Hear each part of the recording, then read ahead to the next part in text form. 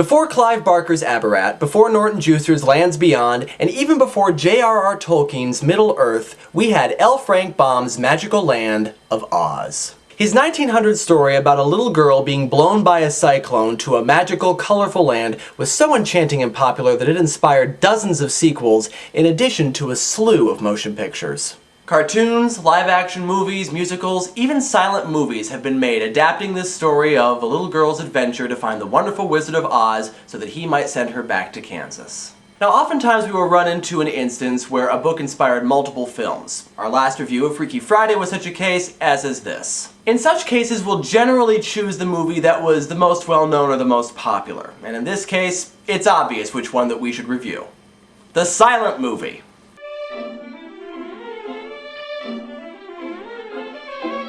Now, of course, we'll be reviewing the 1939 movie musical directed by Victor Fleming and starring Judy Garland. Though not initially well received by audiences, The Wizard of Oz has since become a classic. You would be hard-pressed to find someone who has not seen this movie, or who has not at the very least heard a few strains of If I Only Had a Brain or We're Off to See the Wizard. In fact, it's entirely possible that the vast majority of movie cliches in cinema today came from this very film. The movie may, in fact, be more popular than the book, but is it truly better? Well, this is Books vs. Movies review of The Wizard of Oz.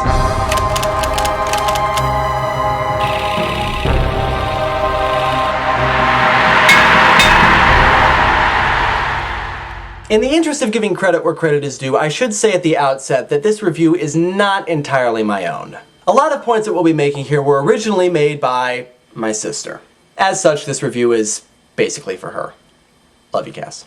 That said, let's begin by looking at our protagonist, that hapless girl from Kansas, Dorothy.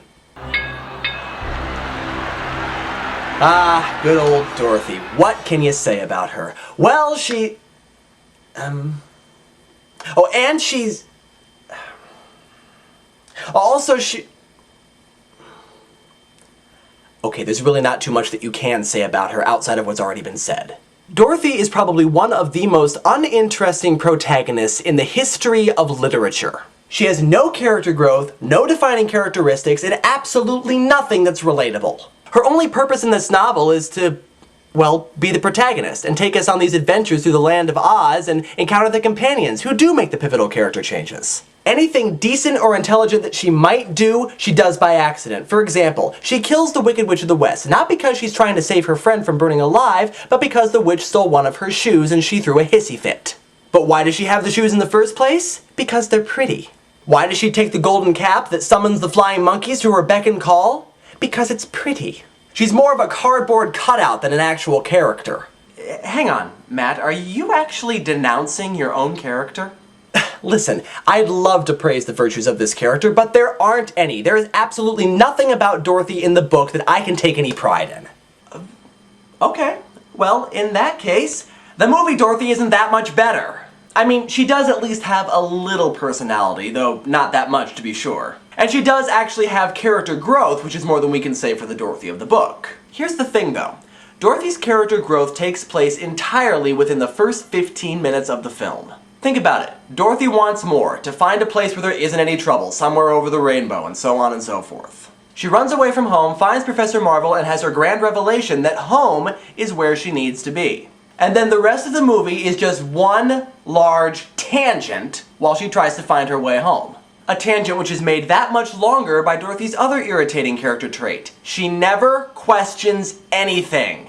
If someone in a position of authority, like, say, Glinda, says something to her like, the only way for you to get home is to go on a long and perilous journey to see the wizard, who may or may not grant your request, and gosh, it would be nice if there was some easier way for you to get home, like if all you had to do is tap those shoes together and say some generic phrase that I'm sure won't become a cliche anytime soon, but oh well, too bad, must get back in my bubble and take off now, ta-ta! She never thinks to ask, why does the witch want these shoes? What is the nature of this powerful charm that seems to be associated with them? And gosh, do you think it's possible that you could use this bubble magic of yours to, oh, I don't know, give me a lift? No, she just says, oh well, off to see the wizard, I guess, haha. We'll talk more about this little character trait of Glinda's later in the review. For now, though, I'll just say that although neither Dorothy is terrific, and although the character growth in the movie is negligible, it's better than no character growth at all. And so, movie Dorothy marginally gets the point.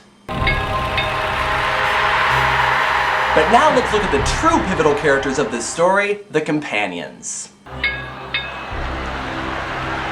When it comes right down to it, this story really is not about Dorothy. It's about the Scarecrow, the Tin Man, and the Lion. They're the ones who actually get the character development as they search for brain, heart, and courage, and then eventually find that they've always had what they were looking for. A point that L. Frank Baum fairly bludgeons us over the head with.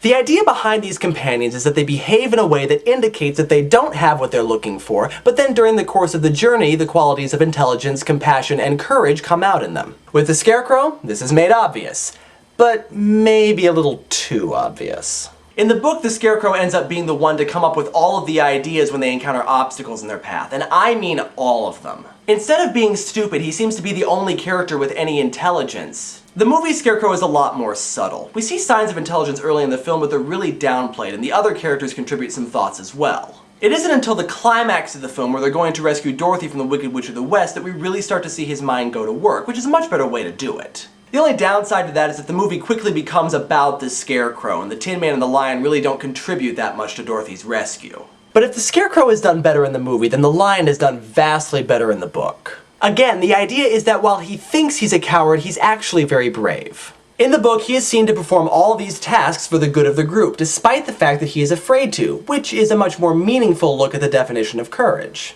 In the movie, I buy his cowardice to be sure, but I don't really see anything courageous about him.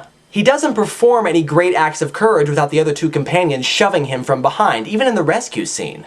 Basically, his courage is sacrificed in favor of comic relief. Anytime he seems to be showing some sign of bravery rather than bravado, they make a joke out of it, where the punchline is him trying to chicken out. And don't get me wrong, the character is funny, but he's not nearly as well developed as the book Lion is. In fact, I would argue that the Lion is the best developed character in the book. So the Scarecrow is better in the movie, and the Lion's better in the book, and so that leaves... the Tin Man. Oi. Yeah, you said it. See, here's the thing. The Scarecrow wants a brain and is stupid. The Lion wants courage and is cowardly. By this logic, the Tin Man, who wants a heart, should be a jerk. The ideal and logical characterization of the Tin Man should be a curmudgeon. Someone who thinks he's heartless and acts like he's heartless, but in reality has a heart of gold. No pun intended. That is not the Tin Man of either the book or the movie. In both cases, the character is already gentle and compassionate. There's absolutely no reason to believe that he needs a heart. The book gives maybe a little bit better of an explanation for the characterization, which is that he has to act this way because he knows he doesn't have a heart and he knows he's incapable of love, and so he doesn't want to hurt anybody, but it's a pretty lame explanation. But of course, Baum wasn't about to give us a protagonist that was mean-spirited, and the movie follows the same path. Also, both the Scarecrow and the Lion use their intelligence and courage to contribute to the group, and so following that logic, the Tin Man should use his compassion to contribute to the group in some way. Now, we do see evidence of his compassion, of course, but it's not really used to help the group along.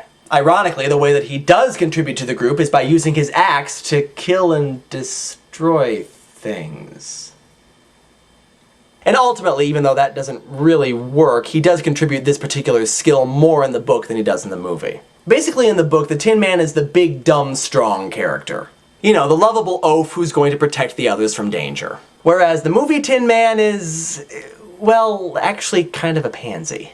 Overall, the book companions function much better as a group, each of them contributing their individual skills equally. The movie has the Scarecrow contributing the most, and the Tin Man and the Lion just sort of following in his wake. So, despite the fact that it's ultimately being decided by a character who really isn't well developed in either version, it looks as though the book really does have the better companions.